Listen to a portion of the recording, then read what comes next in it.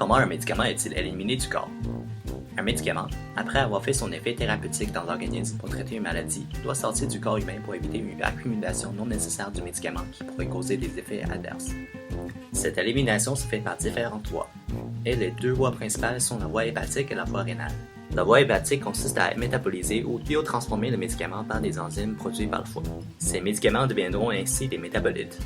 Une fois transformés, les métabolites seront en général plus facilement éliminés du corps et ne possèdent pas d'effets thérapeutiques dans le corps. Ils sont dits alors inactifs. Une exception serait les prodrogues qui ont besoin de se métaboliser par le foie pour avoir un effet. Les métabolites seront donc des métabolites actifs. La voie rénale s'agit d'extraiter les médicaments par le rein. Le sang qui passe par la reine serait filtré et les médicaments et les métabolites vont alors s'éliminer dans l'urine. Chez les personnes qui ont une insuffisance rénale, on devrait diminuer la dose des médicaments qui sont éliminés par la voie rénale pour éviter l'accumulation non nécessaire.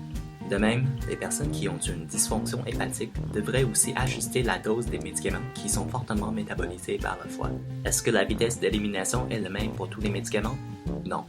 Chaque médicament, dépendamment de sa voie d'élimination et de ses propriétés physico-chimiques, possède une différente vitesse d'élimination. On utilise la demi-vie d'élimination, qui est le temps requis pour diminuer de la moitié de la concentration du médicament dans le corps pour quantifier cette vitesse. Par exemple, la morphine possède une demi-vie d'élimination assez courte, de 2 à 4 heures, tandis que le médicament contre l'ostéoporose, alendronate, de son côté, possède une demi-vie de plus de 10 ans. Le concept de la pharmacocinétique et d'élimination est complexe. Ce qui vient d'être expliqué n'est qu'un aperçu très simple et très global. Chaque personne est différente et plusieurs paramètres déterminent comment le médicament va agir dans le corps.